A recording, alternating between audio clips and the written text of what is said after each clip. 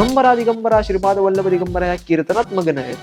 तुमच्या डोळ्यातून पाणी येतंय, अंगावर काटा येतोय. जी घटना भीतीदायक वाटते हम्म. ती घडत असताना एवढी भीतीदायक नसते जेवढी तुमच्या विचारांमध्ये भीतीदायक असते. कुठे ना कुठेतरी तुम्ही चिंतनात न जावं. चिंतन तुमचं जे आहे, चिंतनामध्ये तुम्ही सारखं सारखं विचार करणं की असं झालं तर तसं काय होईल, काही नाही. शरणागत भाव सर्वोपरी. मी येण्याच्या आधी मंदिरात जाऊन आलो दत्तात्रयांच्या. मी त्यांना प्रार्थना केली की जे होईल तुमचं बोलायचंय, तुमच्याबद्दल बोलायचंय. काही चुकलं असेल किंवा काही येत असेल तर तुम्ही आणखीन मार्गदर्शन करा मला. जर दत्तगुरूंना आपल्याला आपल्या मनात जागृत करायचं असेल, जर आपल्या आचरणात दत्तगुरूंचा एक सहवास आणायचा असेल तर आपण काय कार्य केले पाहिजे? दत्तात्रयांचं स्वरूप हे खूप आनंदमय आणि चैतन्यमय स्वरूप आहे. जे बघेल त्यांना खूप आनंद होतो आणि खूप चैतन्य वाटतं. बरेचसे देव आहेत ते दत्तगुरूंची आराधना करतात, आपण देवांची आराधना करतो. आता देव मोठे का दत्तगुरू मोठे? गुरु ब्रह्मा गुरु विष्णू गुरुदेवो महेश्वरा गुरु साक्षात परब्रह्म तस्मै श्री गुरुवे नमः. नमस्कार मित्रांनो, द स्पीडी पंडित शो मध्ये आपलं स्वागत आहे. आपल्याला माहितीच आहे की आपल्या सनातन धर्मात आणि आपल्या समृद्ध संस्कृतीत गुरुला परमात्मा इतकंच मोठं महत्व दिलं गेलं आहे. गुरुला ब्रह्म विष्णू आणि महेशची पदवी दिली आहे.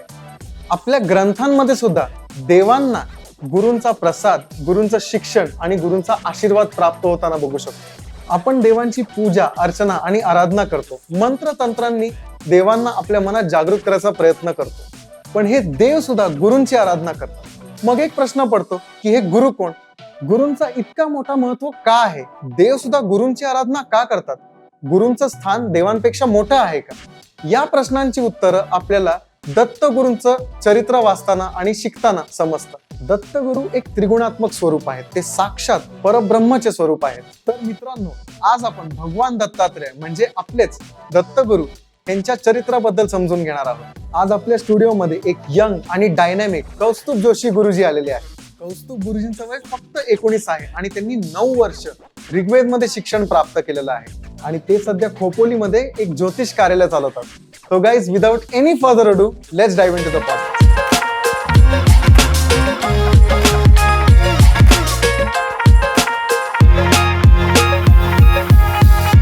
नमस्कार गुरुजी, दत्तगुरू. थँक्यू तुम्ही आज आमच्या पॉडकास्टवर आलात. हा, दत्तगुरू. दत्तगुरू.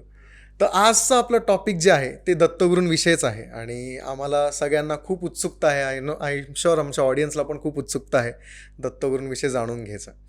आणि आपला खूप दत्तगुरूंबद्दल अभ्यास आहे, त्याच्यामुळे आपण आलेला आहात.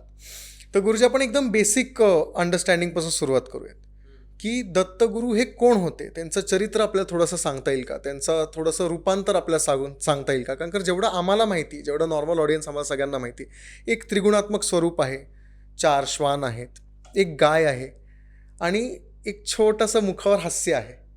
तर हे स्वरूप काय आहे हे तुम्ही मला सांगू शकता का? दत्तात्रयांचं स्वरूप हे खूप आनंदमय आणि चैतन्यमय स्वरूप आहे. जे बघेल त्यांना खूप आनंद होतो आणि खूप चैतन्य वाटतं. दत्तात्रयांच्या स्वरूपाकडं तर येताना आपण सर्वात प्रथम बघाल तर दत्तात्रयांकडं 4 श्वान असणं, गोमाता, कामधेनू स्वरूप मानलं जातं त्यांना, कामधेनू अशी गाय असणं, आणि त्याच्यानंतर मग दत्तात्रयांकडे एक झोडी असते बघा, तुम्ही बघत असाल, आणि कमंडलू. आणि मग नंतर त्यांच्या पूर्ण हातांमध्ये, पूर्ण 6च्या 6 हातांमध्ये विविध प्रकारचे शस्त्र असतात, म्हणजे चक्र, त्रिशूळ वगैरे वगैरे. तर आणखीन एक इथं आपण एक म्हणायला गेलो तर दत्तात्रय अशी एक मूर्ती आहे दुर्गेनंतर, किंवा अशी एक पुरुष देवता आहेत ज्यांच्याकडे चक्र आणि त्रिशूळ हे दोन्ही एकत्र आहेत. दोन्ही आहेत. दत्तात्रयांची एक खूप चांगली शिकवण पण इथून भेटते. जसं तुम्ही म्हटलात स्वरूपांचं वर्णन करा, तर एक खूप सुंदर गोष्ट आणखीन एक भेटते की दत्तात्रय हे सुद्धा शिकवतात की तुमच्या हातात त्रिशूळ पण पाहिजे आणि माळ पण पाहिजे. तुमच्या हातात वेळ पडल्यावर त्रिशूळ पण पाहिजे आणि वेळ पडल्यावर तुम्ही माळीची भक्ती पण पाहिजे. सतत त्यांच्या हातात एक माळ असते, तुम्ही बघत असाल बरोबर आहे. फोटोज मध्ये वर्णनही आहे. कमंडलू सुद्धा आहे, ब्रह्मांचं कमंडलू आहे ते साक्षात. ब्रह्मांच्या कमंडलूमध्ये एवढं सुंदर जल आहे, अमृता समान जल आहे ते. त्यासोबत त्यांच्या एका हातामध्ये चक्र सुद्धा आहे, जे चक्र विष्णूंना रिप्रेझेंट करतं, त्रिशूळ शिवशंकरांना रिप्रेझेंट करतं. आणि एकमेव देवताचे मी म्हटलं ज्यांच्याकडे त्रिशूळ सुद्धा आहे आणि ज्यांच्याकडे चक्र सुद्धा आहे. आता हे दोघंही जे शस्त्र आहेत ना, खूप पॉवरफुल शस्त्र आहेत. म्हणजे एका व्यक्तीने ते धारण करावे एवढी शक्ती त्या व्यक्तिमत्वामध्ये पाहिजे किंवा त्या भगवंतामध्ये पाहिजे. आणि दत्तात्रय असे भगवंत आहेत ज्यांच्याकडे ती ताकद आहे.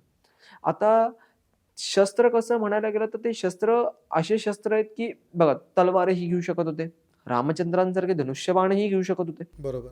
पण नाही. दत्तात्रयांचं जेव्हा एकमुखी दत्त स्वरूप येतं ना, तेव्हा दत्तात्रय त्रिशूळच धारण करून चालतात. एका हातात त्रिशूळ असतो आणि एका हातात त्यांची नाम जपाची माळ आणि कमंडलू.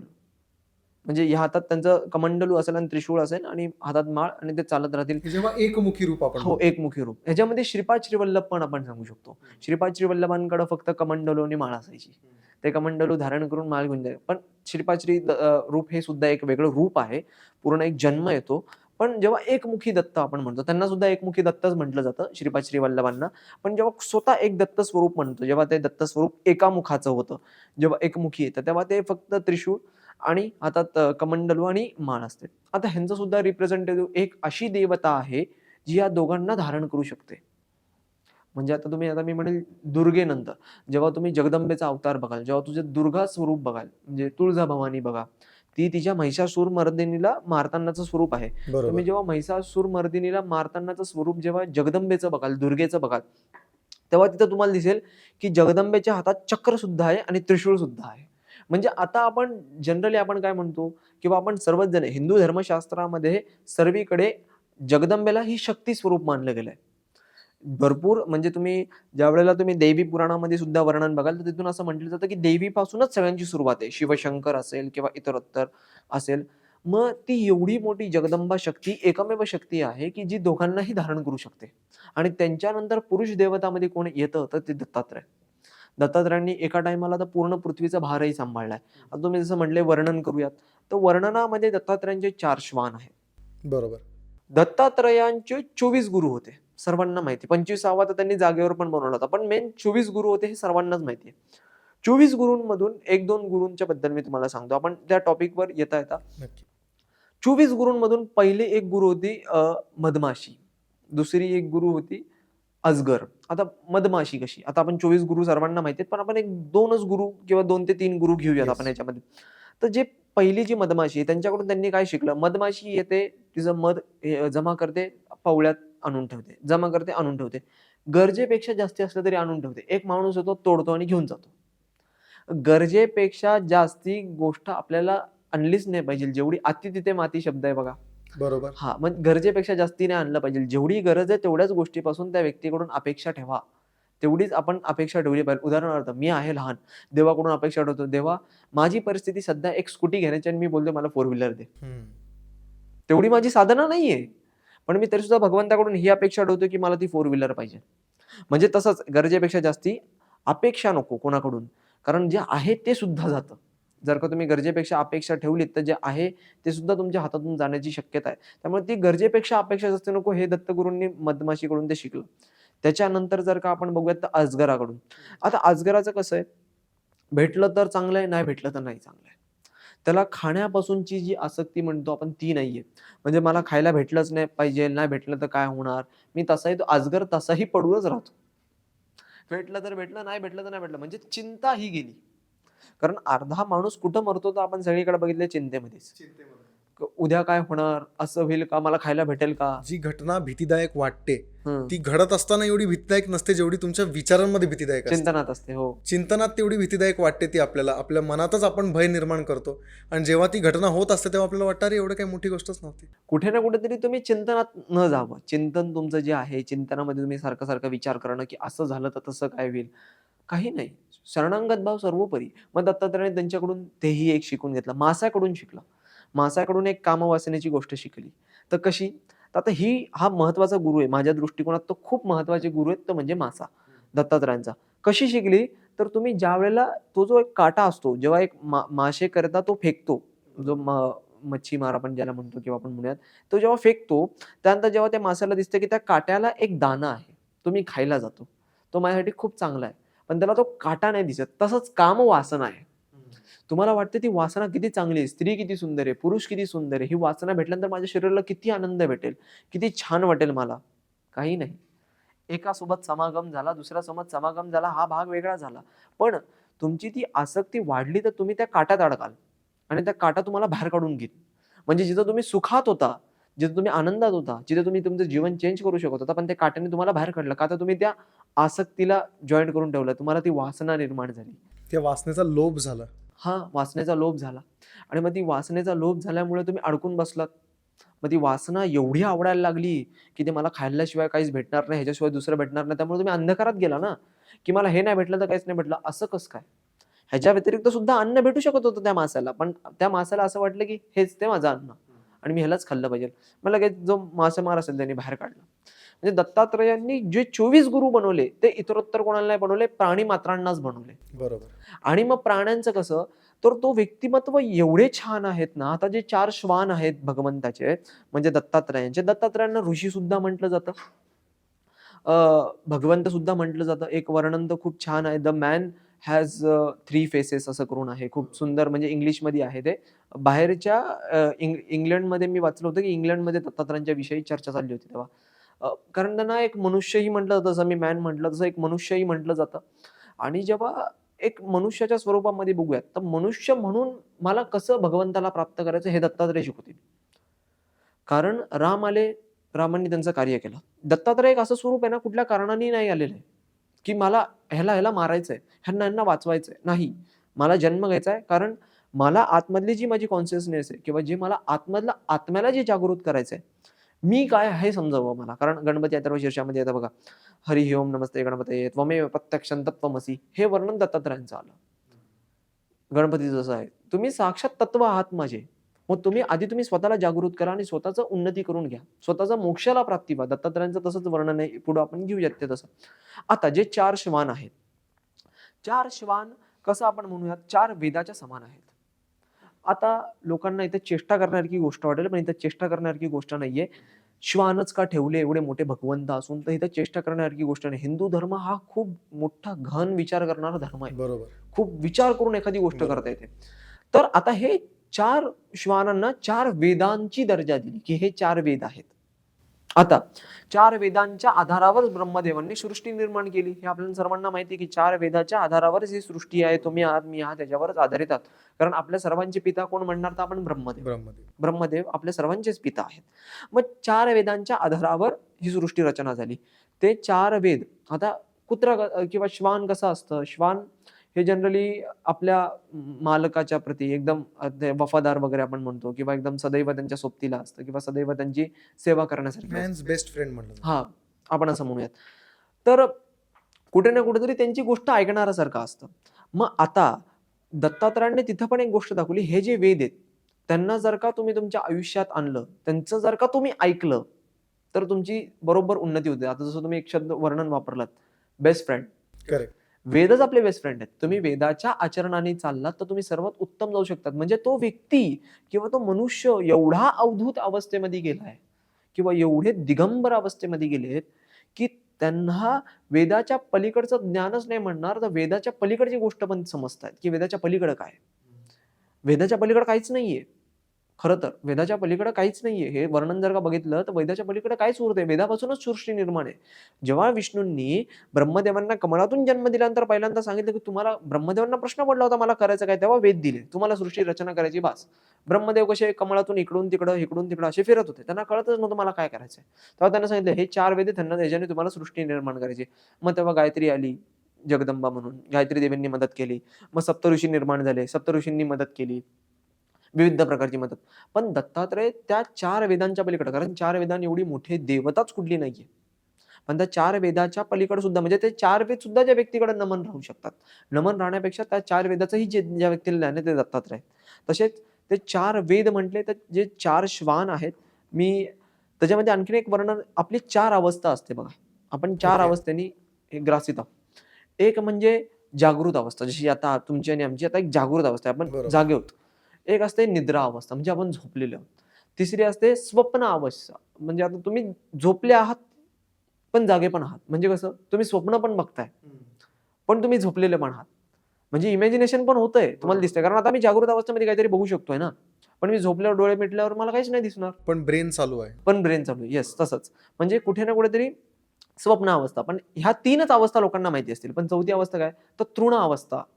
तृण अवस्थेमध्ये जो व्यक्तिमत्व आहे, आता बुद्ध जसं म्हटलो आपण किंवा दत्तात्रय म्हटलं, तुम्ही जे म्हटले त्यांच्यावर चेहऱ्यावर एक स्माईल आहे, बरोबर. तर ते शांत दिसतील तुम्हाला, एकदम शांत. आता इथं पण एक वर्णन आहे, जेव्हा भक्त प्रल्हाद राजाच्या स्वरूपामध्ये जेव्हा चालले होते, वनामध्ये जेव्हा ते आले होते, त्या वनामध्ये आल्यानंतर त्यांनी पाहिलं की एक साधू आडवा असा पडलेला आहे आणि तो पूर्ण शरीराला भस्म लावलंय आणि तो पूर्ण उघड्या अवस्थेत आहे, नागाच्या अवस्थेत आहे. तेव्हा त्यांनी त्यांना जाऊन उठवलं आणि विचारलं की काय झालं, तुम्ही असे झोपलेले आहात, काय म्हणजे काय झालं, काय आहे तुम्हाला? त्यावेळेला उठून उभे राहिले आणि ते दत्तात्रय होते. आणि त्या दत्तात्रय अशा अवस्थेमध्ये बघून त्यांनी विचारलं की तुम्ही कोण आहात वगैरे वगैरे. त्यावेळेला त्यांनी सुरुवात वर्णन वगैरे चालू केलं की मी कोण आहे. आता 24 गुरु कसे आहेत हे कोणाला पहिल्यांदा सांगितलं, तर ह्या प्रल्हादाला. प्रल्हादला सांगितलं. प्रल्हादांना हे पहिल्यांदा सांगितलं की माझे 24 गुरु आहेत. हे तिथून कळालं की दत्तात्रयांचे गुरु 24 होते. मग त्यांनी समजवलं की आसक्ती काय असते किंवा इतरोत्तर गोष्टी काय असतात, या सगळ्या गोष्टी पहिल्यांदा दत्तात्रयांनी त्यांना समजवल्या. आणि जेव्हा ते दत्तात्रयांनी त्यांना समजवत असताना आणखीन एक वर्णन त्यांनी सांगितलं की मनुष्य, आता तिथे एक वर्णन आलं, यांनी विचारलं, आता भक्त प्रल्हाद अशी व्यक्तिमत्व आहे किंवा एवढे मोठे भक्त आहेत, एवढे मोठे भक्त आहेत की जे भगवंताच्या मांडीत जाऊन बसू शकतात. मांडीत भगवंत घेतात, त्यांना जवळ घेतात, तेवढे ते भगवंतांना प्रिय आहे. प्रिय आहेत. तरी सुद्धा ते कुठल्या ना कुठल्या तरी आसक्तीशी ग्रासित होते की मला भगवंत परत दिसावा किंवा म्हणजे कुठल्या ना कुठल्या तरी आसक्तीशी होते. मग त्यांना तिथं समजवताना म्हणजे एक एक वर्णन सांगताना म्हणजे आता तिथं सुरुवात कशी झाली की जसं आपण एकमेकांना भेटतो की तुम्ही कोण, मी कोण, तशीच त्यांची सुरुवात. मग माझे 24 गुरु आहेत. मग त्यांचं गुरुतत्व अवधूत अवस्था बघून, ती अवधूत अवस्था होती. म्हणजे दत्तात्रयांची ती जी काही उडी अवस्था होती त्याला आपण अवधूत अवस्था म्हणतो. ती अवधूत अवस्था बघून त्यांनी प्रश्न उत्तर करायला सुरुवात केली. मग त्या एक एक प्रश्न उत्तरामध्ये निघालं की तुमचे गुरु कोण? मग 24 गुरु. मग त्यावेळेला त्यांनी म्हटलं माझ्याकडून एक गुरु नाही बनत, तुमचे 24 गुरु आहेत. 24 गुरु. मला पण एक गुरु करून द्या म्हणजे. मग त्यांनी सांगितलं माझे 24 गुरु कोण आहेत नेमके हे सांगितलं. मग त्यांनी सांगितलं अशा प्रकारे मी एकेका गुरु करून असं शिकलो. जसं मी आता मधमाशीचं म्हटलं, बरोबर. माशाचं म्हटलं. मग त्यांनी सांगितलं ह्यांच्याकडून मी शिकलो. आता तर म्हटलंय माझा तर तुम्ही 25वे गुरु आहेत. म्हणे कसे? मी तुमच्याकडून पण शिकलो, तुमच्या शरीराकडून मी शिकलो. आता शरीर एक माझं 25वा गुरु आहे. मी शरीराकडून शिकलो की एखादा व्यक्ती एखाद्या व्यक्तीशी भेटत नाही तर काहीतरी नवीन गोष्टी कळत नाहीत. ते शरीर तिथं जावं लागतं, तुम्ही लाख बरोबर. बोललात तरी.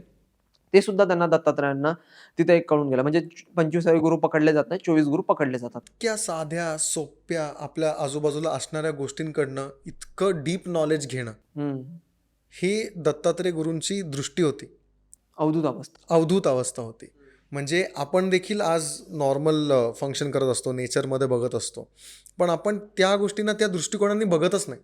कारण आपण कसं करतो, आपल्याला जेव्हा प्रत्येकामध्ये तर्कबुद्धी आहे, पण आपण त्याच्या मुळाशी नाही जात. दत्तात्रय मुळाशी गेले, तर्कबुद्धीने मुळाशी गेले. त्यांची तर्कबुद्धी त्यांनी वापरली, मुळाशी गेले. हे असंच काय? उदाहरण आपल्याला प्रश्न पडला पाहिजे ना, जलतत्वाचे प्राणी वेगळी, पृथ्वी तत्वाचे प्राणी वेगळी, असं का? हा आपल्याला प्रश्न पडला पाहिजे. आपण कुठे बरोबर. थांबतो? सायन्सने सांगितलं कारण जलामध्ये जे कुठले किटाणू आहेत ते एकामेकाला खाण्यासाठी एक प्राणी बनलाय. बस इथं संपलो. आपलं उत्तर भेटलं आणि आपण इथं संपलो. पण दत्तात्रय त्याच्या पलीकडे कसे गेले? की जे काही घटना घडतात छोट्या मोठ्या, उदाहरणार्थ मी इथून गाडीने आलो असेल किंवा मी इथून इथं आलो, मी गाडीनेच का आलो? मला दुसरं पण साधन होतं. म्हणजे दत्तात्रयांना तसा विचार पडतोय, हे असंच काय? क्युरिओसिटी असली पाहिजे. क्युरिओसिटी असली पाहिजे, बरोबर. म्हणजे असंच काय? मग ह्याच्यातून मला काय शिकायला भेटलं? ह्यानी जी चुकी केली, दत्तात्रयांच्या 24 गुरुतून एकच त्यांनी शिकवलं, दुसरी जी चुकी करतात त्यातून तुम्ही शिका. तुम्ही गुरुतत्व जर का दत्तात्रयांचं ओळखायचं तर दुसरी जी चुकी करताय त्यातून तुम्ही शिका आणि पुढे जावा. हेच तुमचा महत्वाचा मूळ मुद्दा असेल. दुसऱ्यांनी जी चुकी केली आहे, मग तुम्ही म्हणता मनुष्याने चुकी केलेली मीच कळेल. तुम्ही प्राणीमात्रांकडे पण बघा. आणि तो व्यक्ती प्राणीमात्रांना पण एवढा प्रिय आहे की त्यांच्या आसपास प्राणी फिरतात. बरोबर. प्रत्येक फोटोमध्ये आपण हो, बघू शकतो. प्रत्येक फोटोमध्ये. उलट मोर पण असतो काही फोटोंमध्ये. काही फोटोंमध्ये मागच्या साईडला तुम्ही मोर पण बघाल. मोराचं पण वर्णन आहे की मोर पण कधी-कधी असतात. पण जनरली श्वान आणि गोमाता ही तर सदैव सोबत आहे. तिथं साक्षात कामधेनू आहे. ती कामधेनू स्वतः आहे. वरतून त्यांची जी झोळी असते, तिथं अन्नपूर्णा मातेची झोळी म्हणतात, की त्याच्यामध्ये तुम्ही हात नुसता टाकलात तर जे पाहिजे ते अन्न बाहेर निघू शकतं. जे पाहिजे ते. हिला म्हणतात अवधूत अवस्था. बरोबर. कधी-कधी तुम्ही बघितलं असाल सोशल मीडियावर काही नागासाधू असतात की जे चमत्कार करतात. त्यांच्या दाढी वगैरेतून ते फूल वगैरे काढतात. सिद्धी प्राप्त असतात सिद्धी असं प्राप्त. म्हणतात ते. हो. किंवा एक असं म्हणूयात की जे कधी ना कधीतरी हे सिद्ध करून दाखवतात की मी कोण आहे. हे जेव्हा सिद्ध करा अवस्था येते, त्यावेळेला ते कधी दाढी वगैरे असं करून तुम्ही सोशल मीडियावर बघितलं असाल, फूल वगैरे आणतात वगैरे वगैरे, म्हणजे एखाद्या गोष्टी रुद्राक्ष काढतील. रुद्राक्ष काढते. बरोबर. आणि अशा प्रकारे त्यांच्याकडे जी झोळी आहे, म्हणजे आपल्याला मेन अवधूत अवस्थेमध्ये कसे आहेत ते उघडे आहेत. दत्तात्रय आतापर्यंत सगळ्या फोटोमध्ये लोकांना वाटतं की दत्तात्रयांनी ते सिंहाचं हे घातलेलं पण आहे. नग्न अवस्था आहे. नग्न अवस्था आहे. तुम्ही दत्तात्रयांची अशी मूर्ती कुठं पाहाल ना, तर मी तुम्हाला सांगतो नाशिकमध्ये आहे बघा. नाशिकमध्ये आत्ताच रिसेंटली 2 वर्षापूर्वी एक सुंदर मंदिर झालंय. शाळीग्राम किंवा शाळीग्रामाचीच मूर्ती ती दत्तात्रयांची आणि पूर्ण नग्न अवस्थेत आहे. मग त्यानंतर त्यांना कपडे घातले जातात. पण दत्तात्रय हे पूर्ण नग्न अवस्थेतले कारण वर्णनच आहे ना, दिगंबरा, दिगंबरा श्रीपाद वल्लभ दिगंबरा. अवधूत अवस्था, अवधूत चिंतन श्री गुरुदेव दत्त. अवधूत अवस्था, अवधूत संप्रदायांचे सुद्धा गुरु आहेत दत्तात्रय. म्हणजे जो अवधूत संप्रदाय आहेत, त्यांचा स्वतःचे कोण आहेत म्हणजे त्यांचे प्रतिनिधित्व करणारे किंवा गुरु कोण आहेत तर दत्तात्रय. तुम्ही शाक्त असाल तर शाक्तामध्ये तुम्ही कुठेतरी चुकताय. आता दत्तात्रयांना गुरुतत्वच का म्हटलं जातं? का गुरुतत्वच का? तर तुम्ही कुठेतरी चुकताय. म्हणजे तुमच्या क्रमामध्ये तुम्हाला कुठलीही क्रम करा. तुम्ही गाडी चालवत असाल, तुम्हाला असं वाटतं की मी 99% चालवतो, पण मी कुठेतरी चुकतोय. तो कसा चुकतोय? समोरचा येऊन ठोकू शकतो मला. बरोबर. मग त्याच्यासाठी एक सरकारने एक रूल बनवलेत की अशा पद्धतीने चाला. मग ती चुकी कोणीच दाखवून दिली आपल्याला? सरकारने दाखवून दिली. तशाच प्रकारे आपली एक छोटी चुकी ती दत्तात्रय दाखवून देतात. एक तिसऱ्या अँगलनी तुम्ही स्वतःच्या लाईफला बघायला लागता, तुमच्या डिसिजन्सला बघायला लागता. तर हे प्राप्त होतं आपल्याला. हो. कारण की गुरु भेटल्यानंतर तुम्ही लाईफ चेंज होते हे नक्कीच आहे. तुम्ही एक पर्स्पेक्टिव्ह बदलता. कारण उदाहरण इथं द्यायला गेलं, तुम्ही गुरूंकडे कधी जाता? जेव्हा तुमच्याकडे दुःख असतात. जनरली. मी तिकडे येणार आहे गुरुजी. मी तिकडे येणार आहे. पण त्याच्या आधी मला एक गोष्ट समजून घ्यायची आहे किंवा ऑडियन्सला सुद्धा समजून घ्यायची असावी, की जे त्रिगुणात्मक रूप आपण म्हणतो, जे 3 मुख आपल्याला दिसतात हां. आणि जे 6 हात आपल्याला दिसतात. हां. तर एक आपल्याला दिसतंय शंकराचं मुख दिसतंय, एक विष्णूचं मुख दिसतंय आणि एक ब्रह्माचं मुख दिसतंय. तर या गोष्टीचं वर्णन आपण कसं कराल? ह्या गोष्टीचं वर्णन आपण कथेच्या अनुसार जाऊयात. आता सर्वात प्रथम काय झालं?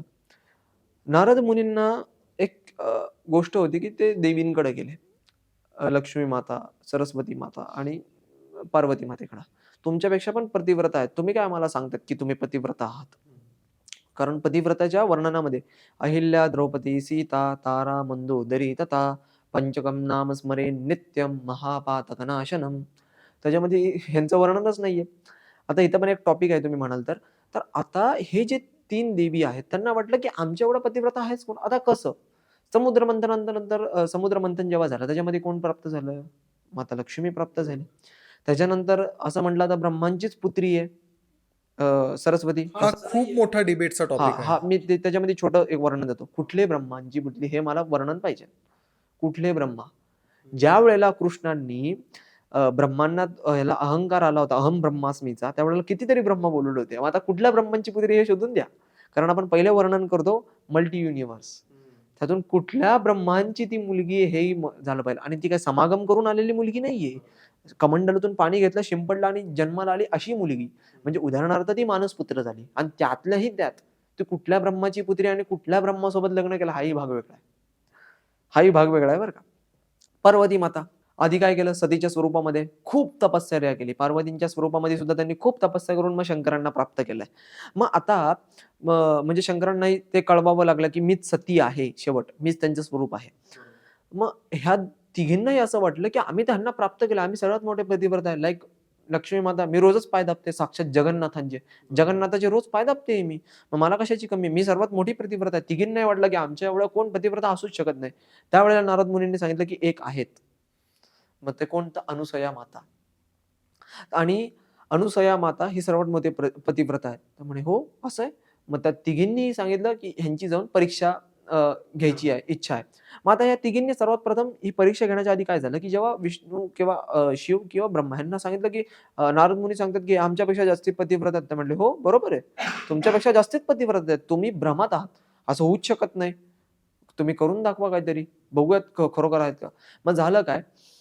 अत्री ऋषी एकदम प्रचंड तपस्वी व्यक्तिमत्व आहे. सतत तपस्वी व्यक्तिमत्व, गायत्री जप, सतत गायत्री जप, सतत साधनेमध्ये विलीन.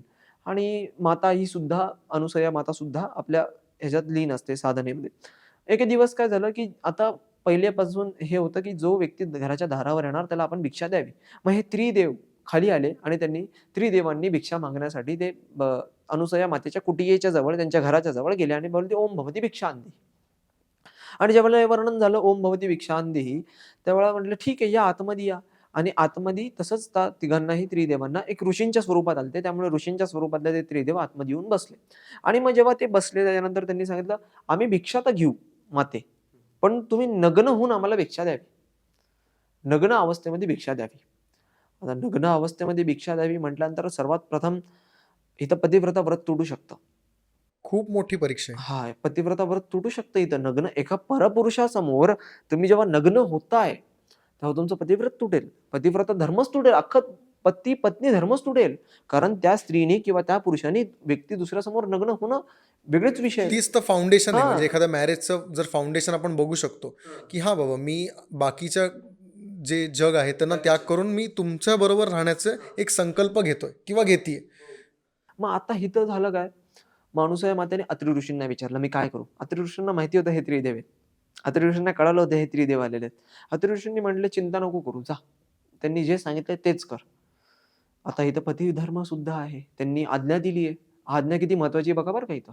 आज्ञा हे खूप, कारण गुरुतत्वामध्ये आज्ञा जाम महत्वाची असते. आजकाल लोक आज्ञा नाही पालन करत.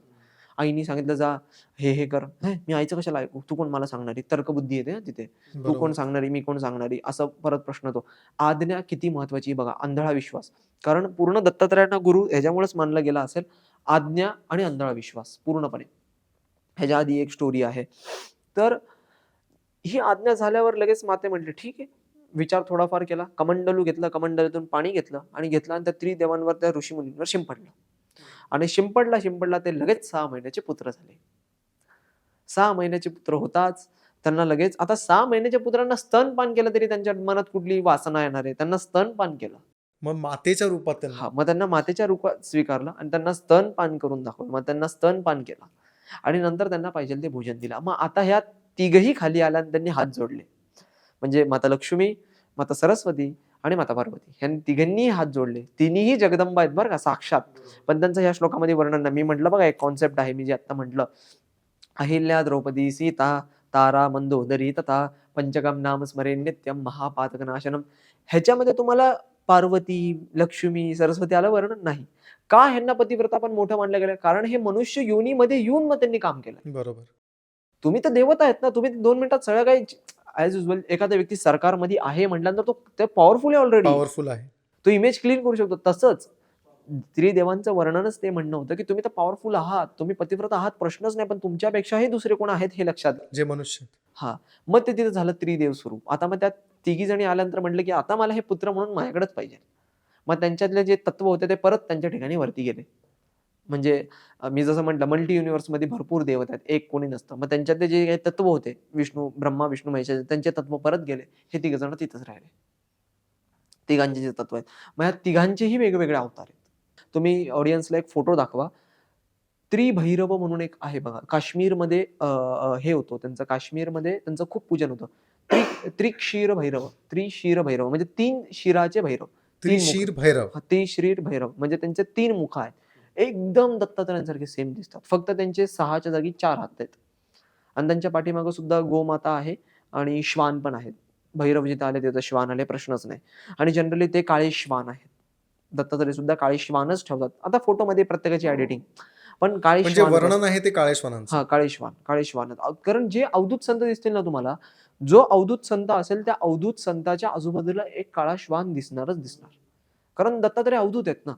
दत्तात्रय अवधूत आहे म्हटल्यानंतर त्यांच्या आसपास काळा श्वान हा असणारच 100%. त्यात त्यांच्याकडे 4 हे वर्णन असं आहे, किंवा 4 वेद आहेत, 4 स्थिती आहेत, किंवा आपण एक म्हणायला गेलं तर जे आपण एक हे म्हणतो 4 फॅक्टर जरी आपण म्हणायला गेलो, समजा एक 4 अशा अवस्था की ज्या तुम्हाला कळत नाहीत पण तुम्ही त्याच्याही पलीकडे आहेत. कारण आपण प्रत्येक गोष्टींना 4ने रिप्रेझेंटच का करतो? उदाहरणार्थ, एक माझी सर्वप्रथम बाल्य अवस्था, त्याच्यानंतर माझी तरुणावस्था, त्यानंतर मध्यमस्थी अवस्था म्हणजे एखादा व्यक्ती काम करायला लागतो, कुमारावस्थेनंतरची पुढची अवस्था, त्यानंतर वृद्धावस्था. या 4ही अवस्था त्यांच्या कंट्रोलमध्ये आहेत. दत्तात्रय सर्वात प्रथम काही सांगत असतील तर गुरुतत्वामधून कंट्रोल कसं करता येतं एखाद्या व्यक्तीला, कंट्रोलमध्ये आहे. त्यामुळेच ते त्रिमूर्ती जे स्वरूप आहे ना, ते जसं वेगवेगळं झालं तसंच तिथे एक स्वरूप पण बनलं आणि ते निघून गेलं. ते एक स्वरूप तिथून निघून गेलं आणि अनुसया माता रडायला लागल्या, खूप रडायला लागल्या. पण तिथं अत्रींना माहिती होतं की हे मोठे झाल्यानंतर निघूनच जाणार होते. हे ती वेळ आलेलीच होती की हे मोठे झाल्यानंतर निघून जाणार आहेत दत्तात्रय. ब्रह्माच्या ठिकाणी गेले, विष्णू आपलं शिवच्या ठिकाणी गेले. पण ते जे विष्णू होते, जे तिथे विष्णू थांबले, कारण अवतार विष्णूंचा पकडला असतो दत्तात्रयांना. बरोबर. जेव्हा तुम्ही विष्णूंचे 24 अवतार बघतात, 10 अवतार नाही, 24 अवतार. 24 अवतार. 24 अवतारामध्ये हा विष्णूंचा अवतार. विष्णू तिथंच थांबले. आई तू जे म्हणशील ते मी करेल. मग आईचं ऐकलं आणि मग नंतर जेव्हा उदाहरणार्थ जेव्हा मला शक्ती पाहिजे तेव्हा हे त्रिगुणात्मक स्वरूप माझ्याकडे तत्व आहेत, मग मी ते तत्व बाहेर काढीन. निर्माण करू शकतो. मग मी ते तत्व बाहेर निर्माण करू शकतो. आणि नंतर ते मोठे झाल्यावर तेही निघाले. तेही त्यांच्या वाटेला निघून गेले, की आई मला जगाचं कल्याण करायचं आहे म्हणून मी जातो. आईने म्हटलं ठीक आहे, हरकत नाही. आई रडत होती तेव्हा, जेव्हा ते चालले होते. मी जसं म्हटलं खूप रडायला लागली आई. जसे दत्तात्रय मोठे झाले तसे ते निघून गेले. मग ते मेन दत्त, ते मेन दत्तात्रय. त्यांच्यात त्यांचे जे गुण आहेत किंवा त्यांचे जे तत्व आहेत ते येऊन त्यांच्यामध्ये आहेत. त्यामुळं वर्णांमध्ये जर का बघायला तर ब्रह्माचा अवतार नाही पकडत, शिवांचा अवतार नाही पडत, विष्णूंचा अवतार ह्याच्यामुळे पकडतात. कारण विष्णू तिथं थांबले. जे विष्णू एकमुखी अवतार आपण बघतो एक ते विष्णूंचा आहे. येस, विष्णूंचाच आहे एकमुखी अवतार. आणि त्याच्यानंतर त्यांच्यामध्ये तत्व आहेत म्हणून जेव्हा दर्शन द्यायचंय त्यावेळेला हेच बाहेर येऊन मग ते दाखवणार दर्शन. आणि तरी दत्तात्रय त्रिमुखाने नसतातच सदैव, असे काही त्रिमुख धारणच करून नसतात. ज्या वेळेला अवस्था असते म्हणजे ज्या वेळेला ते पूर्ण ह्याच्यामध्ये अवस्थेत येतात. दत्तात्रय जनरली गोमाता असेल. कारण आता जसं भक्त प्रल्हादाचं वर्णन आहे ना, तिथं काय सांगितलं की एक असा मनुष्य जो आडवा झोपलेला आहे. त्यामुळे हितं वर्णन काय असतं की मुखांवाला एक मनुष्य, पण इथं वर्णन काय आहे? एक मनुष्य जो आडवा झोपलेला आहे. आडवा झोपलेला आहे. म्हणजे काय, तर जेव्हा त्यांना शक्ती दाखवायची तत्व दाखवायचं त्यावेळेला त्यांच्या म्हणजे प्रत्येक देवाचं एक मूळ स्वरूप असतं. तो सारखंच दाखवायची गरज नसते. सारखंच दाखवायचं. ती वेळ असते, तो एक काळ असतो. इथंच मी तुम्हाला उदाहरण देऊ, वामन स्वरूप. हम्म. जेव्हा ते मोठं होत गेलं, हनुमंताचं स्वरूप जेव्हा कळालं अरे माझ्याकडे विद्या आहे, मी विसरलो. जेव्हा दाखवायची गरज होती, जेव्हा ती वापरायची गरज होती, त्यावेळेस त्यांनी त्यांचं जे विश्वस्वरूप आपण म्हणू शकतो, जे मेन स्वरूप आहे ते दाखवू शकत होते. हो. त्यामुळे दत्तात्रयांचं स्वरूप, आणि त्यातही तुम्ही वैष्णव असाल, शैव असाल, ब्राह्मण असाल, मग आता तुम्ही कुठे ना कुठेतरी चेंज होता. मग तुम्ही चेंज होता म्हटलं तर दत्तात्रयांची सेवा करा. तुम्हाला तिन्ही तत्व एकाच जागी भेटतील. तिन्ही जे तत्व पाहिजे ते तुम्हाला एकाच जागी दत्तात्रयांच्या पाशी भेटतील. मग दत्तात्रयांकडे कामधेनू सुद्धा आहे. कामधेनू म्हटल्यानंतर जी इच्छा मागाल ती कामधेनू पूर्ण करून देईल. कामधेनू गाय पाहण्यासाठी विश्वामित्रांनी काय काय केलं तर ते त्यांनाच त्यांचं माहिती आहे. सप्त ऋषींमध्ये यायचंच आहे मला, ब्रह्म ऋषींमध्ये मला नाही माहिती, मला जे करायला लागेल ते. पण दत्तात्रयांकडे स्वतःहून कामधेनू आहे. परत दत्तात्रयांनी त्यांच्याच यदुवंशाला मार्गदर्शन केलंय कृष्णांच्या. दत्तात्रय अजूनही संपलेला अवतार नाही, सप्तचिरंजीवी नाहीयेत, बरोबर. पण दत्तात्रय स्मर्तृगामी आहेत. मी आता हिथं जरी स्मरण केलं तरी हिथं दत्तात्रय येऊ शकतील. दिसतील की नाही तो आपला भाग, ते आपलं प्रारब्ध. दिव्य नेत्र लागतील. दिव्य कारण अर्जुनासमोर कृष्ण उभे असून, मी बोललो जसं आता, अर्जुनासमोर कृष्ण उभा असून त्याला विराट स्वरूप बघायला लागतंय दिव्य बरोबर. चक्षु घेऊन. बरोबर. म्हटल्यानंतर आपली काय अवस्था आहे. दत्तात्रय स्मर्तृगामी आहेत म्हटल्यानंतर जिथं तुम्ही स्मरण कराल तिथं ते येणार. दत्तात्रय थोडेसे कडक देवता म्हणे, नियमांनी, आणि पाहिजेलच मित्र म्हणे. जो साधू आहे म्हटलं ना, जो अवधूत साधू आहे ना, कारण ते फक्त देव नाही तर ते गुरु पण आहेत.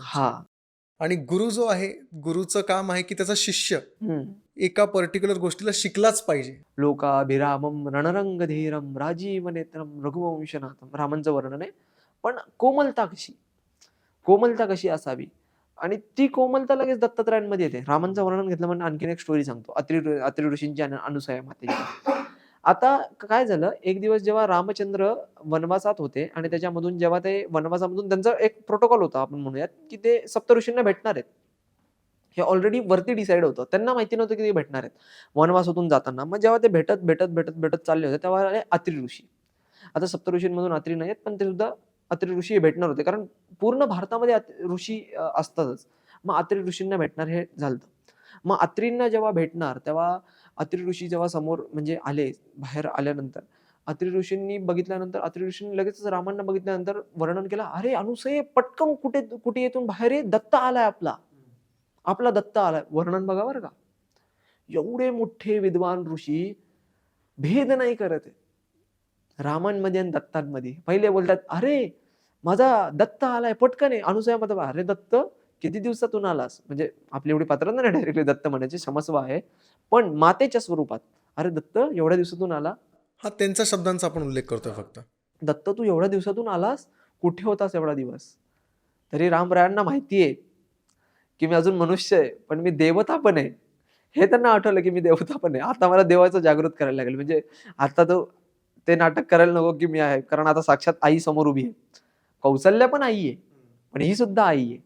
आता माझ्यासमोर आई उभी आहे, आता मला नाटक करून नाही जाणार, मी राम. तिकडनं जागृती त्यांची झाली. हो, तसं नाही, रामांना ऑलरेडी माहिती होतं, पण पूर्णपणे रामांना जेव्हा 15 वर्षाचे होते ना, ज्या वेळेला रामरायांनी राक्षसांना मारायला सुरुवात केली, तेव्हाच विश्वामित्रांनी सांगितलं होतं तू कुठला नॉर्मल माणूस नाहीयेस, तुला असं वाटतंय. पण ज्या वेळेला रामचंद्रांनी गौतम ऋषींच्या पत्नीला मुक्त करण्यासाठी जेव्हा त्या शिलेवर पाय ठेवला तेव्हाच त्यांना कळालं मी कोणतरी आहे.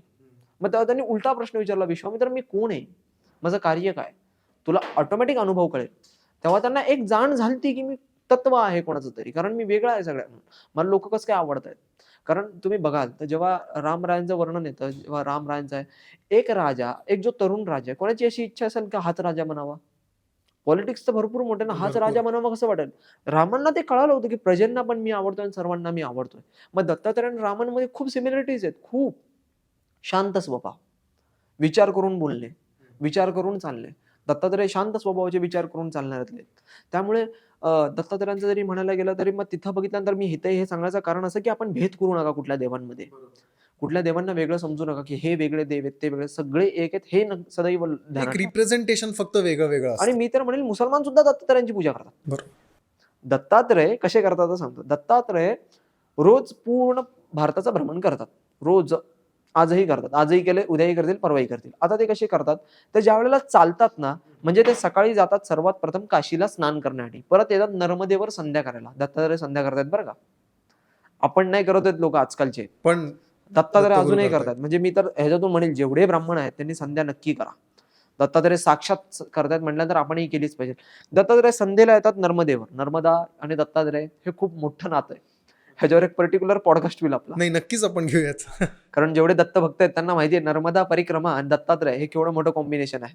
आणि दत्तात्रय तिथे येऊन संध्या करतात. भरपूर जणांना असं काही पूर्वीच्या लोकांना उल्लेख आहे जे परिक्रमा करत होते, नर्मदा परिक्रमा, त्यांना दत्तात्रयांचं साक्षात दर्शन पण झालंय त्यावेळेला. पण केव्हा ज्या वेळेला ते खूप जंगलाचे झाडं वगैरे होते, जसं अश्वत्थामाचं आहे तिथं, बरोबर. तशाच प्रकारे दत्तात्रयांचं पण दर्शन झालंय. मग आता दत्तात्रय तिथून आल्यानंतर म्हणजे जेव्हा ते असे फिरत असतात त्यावेळेला ते फक्त आणि फक्त जे उंबराचे, औदुंबराचे आपण जे झाड झाड म्हणतो असतं. त्या झाडांवरतीच ते फक्त पाऊल पाऊल पाऊल ठेवून चालतात, ते जमिनीवर पाय ठेवत नाही. आणि असं जेव्हा ते करतात त्यावेळेला ते जे काही झाड असतं, ते जे वृक्ष असतं, त्या वृक्षावर एक फूल येतं म्हणे. खरं तर औदुंबराच्या झाडावर फूल येतच नाही, येतच नाही. पण असं म्हणतात की ज्या झाडावर ते चरणकमल ठेवतात त्यांचे, त्या झाडाला फुल येतं. आता असं एक व्हिडिओ इंटरनेटवर आहे, गुगलला, आणि तो कोणी टाकलाय माहितीये, एक मुसलमान माणसं आहे. त्यांची दर्गाच्या श्रद्धा आहे. दर्गाच्या आतमध्ये उंबराची झाडं जास्ती आहेत. दर्गा जो असतो ना, दर्गा, बरोबर. त्याच्या आतमध्ये उंबराची झाडं खूप जास्ती आहेत. आणि त्याने तो दर्ग्याच्या आतमधलाच व्हिडिओ काढलाय की ते फुल दाखवताना. आणि जनरली दर्ग्यामध्ये सुद्धा त्या उंबराची सुद्धा एक स्थान आहे, पीर म्हणून करून, बरोबर. नवनाथ, एक वर्णन येतं. नवनाथांनी ह्यांना सुद्धा खूपदा, आता आता नवनाथांचं वर्णन आलंय म्हणून, नवनाथ आणि दत्तात्रयांचं, कारण नवनाथांना दीक्षा देणारे कोण आहेत तर दत्तात्रय आहेत. बरोबर. मेन मेन जे कोण आहेत त्यांचे, कारण शाक्ता असाल तर शाक्तामध्ये कुठं चुकत असाल तर कोण सांगतील, दत्तात्रय सांगतील. तुम्ही वैष्णव असाल तर इथे इथे ही चुकी होते म्हणून हे करा, हे सांगतील दत्तात्रय. म्हणून ते प्रत्येकाचेच गुरु आहेत, प्रत्येक जण गुरु मानू शकतो दत्तात्रयांना. पण आता नवनाथांमध्ये सुद्धा जेव्हा, आणि नवनाथांना हिंदीमध्ये कानपट्टी साधू म्हटलं जातं, कानपट्टी साधू. कानपट्टी साधू असं पण एक म्हणलं. म्हणजे आपल्या इथं नवनाथ म्हणतील पण कानपट्टी साधू बाहेर म्हणतात. जसं योगी आदित्यनाथ, योगी आदित्यनाथ नवनाथांच्या संप्रदायामधलेच दीक्षा घेणारेच व्यक्तिमत्व आहेत. तर मग ते नाथांचं जेव्हा म्हटलं तर मुसलमानांचं पण तुम्ही कुठं कुठं वर्णन बघाल, जे जे मोमेडियन लोक आहेत ते सुद्धा नवनाथांना खूप मानतात. उंबराच्या झाडाला पण खूप मानतात. ते लोक त्यांच्या दर्ग्याच्या आतमध्ये एक उंबराचं झाड ठेवतात, भरपूरदा ठेवतात. म्हणजे माझ्या इथेही काही आहेत, तिथे भरपूर ठिकाणी आहेत. तुम्ही बघाल तर आजही, मी तर म्हणेन ज्या वेळेला तालिबाननी पाकिस्तानामध्ये आणि अफगाणिस्तानमध्ये जेव्हा अटॅक केला होता, आजही अफगाणिस्तानमध्ये तालिबाननी जेव्हा अटॅक केला त्याच्यानंतर सगळे मंदिर उद्ध्वस्त करून टाकले. कारण अखंड भारतामध्ये अफगाणिस्तान, पाकिस्तान, चायना सगळं येत आहे. बरोबर. अखंड भारताचे राजा कोण, आजही संकल्पामध्ये वर्णन आहे, रामक्षेत्रे. रामक्षेत्र आहे. संकल्प जेव्हा आपण घेतो श्रीमद भगवतो महापुरुषस्य, तेव्हा हे क्षेत्र कोणाचं आहे, रामाचं. रामाचं क्षेत्र. एकच राजा आहे, राम. रामानंतर त्यांच्या पुत्रांनी सुद्धा नीट धरती ठेवली नाही, त्यांना सुद्धा अर्धी अर्धी करून टाकली. म्हणजे राम एकमेव राजा पकडला गेलाय की ज्यांनी अखंड भारतावर एकदाच राज्य केला. मग ते सम्राट, चक्रवर्ती, विक्रवर्तीच्या पण वरचा विषय येतो, रामराया. मग आता अफगाणिस्तान पर्यंत त्यांचं राज्य होतं, मग तिथं सुद्धा देऊळ मंदिर होते. मग अफगाणिस्तानमध्ये जेव्हा तालिबाननी सगळ्यांना उडवून टाकले, जेव्हा सगळ्यांना एक एक मंदिर फोडून टाकले, पण तेव्हा एक मंदिर ठेवलं, ते म्हणजे ते त्याचं वर्णन आहे, तुम्ही गुगलवर सर्च करू शकता, रत्ना पीर नाथ म्हणून असं एक वर्णन आहे. हे अफगाणिस्तानमध्ये दत्तगुरूंचं टेम्पल आहे. हो, तिथं शिवशंकरांचे असं मस्त फोटो आहे तिथं शंकरांचा. कारण नाथ संप्रदायातले जेवढे व्यक्तिमत्व आहेत ना, ते शंकरांना खूप मानतात, खूप. शंकरमुखी दत्तात्रय सुद्धा शंकरांचं नामस्मरण करतात. जेव्हा एकमुखी दत्तांचा आपण अवतार बघतो तेव्हा सांगतात ते शंकरांचा प्रसन्न करतायत.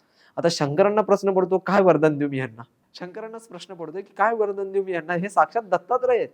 मी यांना काय देऊ शकतो? माझं तत्व ह्यांच्यात आहे. मीच आहे हा. मीच स्वतःला म्हणजे तरी दत्तात्रयांना काय द्यायचं? कारण विष्णू म्हटल्यानंतर शिवांची सेवा करणं आणि शिव म्हटल्यानंतर म्हणलं राम विष्णूंची म्हणणं, आराधना करणं. राम म्हणून आराधना करणं. बरोबर. आत्ताच चातुर्मासामध्ये विष्णू शंकरांचीच सेवा करत आहेत योगनिद्रेमध्ये. मग कुठे ना कुठेतरी म्हणजे मुसलमानांची पण एक कनेक्टिव्हिटी आहे थोडी. कारण त्यांची जी दृष्टी आहे की ते कुठल्याही शिष्याला भेद नाही करू शकत पॉइंट. की तू हिंदू आहे, मुस्लिम आहे, की तू चांगला आहे, तू वाईट आहे, तू शिष्य आहे. एखादा शिष्य जेव्हा गुरुकडे येतो तर तेव्हा त्या गुरुसाठी तो क्लीन स्लेट आहे. म्हणजेच काय की तो एक पांढरा कागद आहे. आता त्याच्यामध्ये काय व्हॅल्यूज टाकायच्या आहेत, त्याला काय गोष्टी शिकवायच्या आहेत, हे गुरुचं काम आहे. तो गुरु कुठलीही भेद नाही करू शकत. माझा ॲक्च्युली दुसरा जो प्रश्न होता तो ह्याच संदर्भात होता की आपण बघतो की बरेचसे देव आहेत ते दत्तगुरूंची आराधना करतात. आपण देवांची आराधना करतो. आता देव मोठे का दत्तगुरू मोठे? स्टोरी सांगतो छोटी. काय झालं होतं, परशुरामांनी जेव्हा हे जमदग्नी ऋषी आहेत, जमदग्नी ऋषींकडे कामधेनू ही गाय होती जी आता दत्तात्रयांकडे आहे. ही सप्तऋषींकडेच असते. जमदग्नी सप्तऋषींमधले एक ऋषी आहेत. मग जमदग्नींकडे ही गाय होती. आता ही जमदग्नींची गाय सहस्त्र अर्जुनाला पाहिजे होती. सहस्त्र अर्जुनाला ती गाय पाहिजे होती की मला ही गाय पाहिजे. सहस्त्र अर्जुन एक राजा आहे आणि त्याला सहस्त्र भाऊ आहेत, म्हणजे सहस्त्र हात आहेत. सहस्त्र मीन्स 1000 हात आहेत. 1000 हात आहेत. सहस्राचं वर्णन सांगतो. 1000 हात आहेत आणि तो असा सहस्त्र बाहू, सहस्त्र हातांचा. त्यांनी एकदा पहिल्यांदा विचारलं की ही गाय कुठली आहे? आता ती गाय कशी आहे माहितीये? तो जेव्हा त्यांच्या कुटियेमध्ये आलता दूध वगैरे पिण्यासाठी, जरा थांबण्यासाठी, ऋषी मुनींची कुटी आहे जंगलात थांबूयात, त्यावेळेला त्यांनी रेणुका मातेकडून, परशुरामांची आई रेणुका मातेकडून त्यांनी दूध वगैरे पिलं. तर नेमकं बघितलं की दूध अचानक वाढलं जे नव्हतं. आणि जी मनोकामना बोललेली, जसं आपण कल्पवृक्ष म्हणतो, कल्पवृक्ष म्हणजे कल्पना केल्यानंतर ते वृक्ष देतं. बरोबर. ते कल्पवृक्ष वरती इंद्राकडे आहे. तसंच कामधेनू जी इच्छा मागाल ती पूर्ण करते. अशी ती कामधेनू, कारण ती आई आहे ना. गोमाता म्हणजे आई आहे ती. आई जे बोलेल ते देते. वडील एखाद्या वेळेस म्हणतील आत्ता नाही नंतर देईल तुला मी, आत्ता तुझं नकोय. आई गच्चूप देऊन टाकते. हे जर मायाळू आहे. हा, मग ती आई आहे, ती पाहिजे ते देते.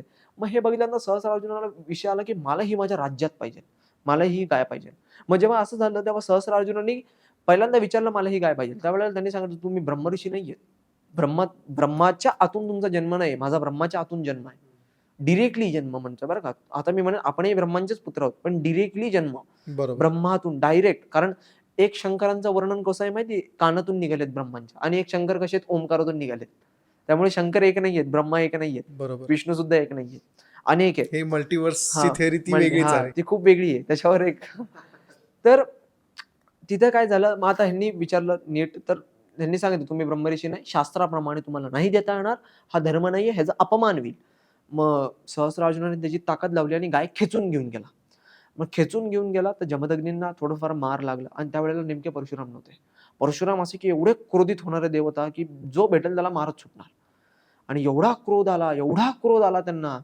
तसे तर पहिले एवढे परशुराम क्रोधित नव्हते, आणि जेव्हा कळालं माझ्या वडिलांना हे केलं आणि कामधेनू घेऊन गेले, मग त्यावेळेला भडकून अख्ख्या सहस्रार्जुनाच्या अख्ख्या पूर्ण सेनेला मारून काढलं. त्याच्या घरात घुसून मारलं. त्याच्या अख्ख्या सहस्रार्जुनाचे सहस्र भाऊ कापून काढले.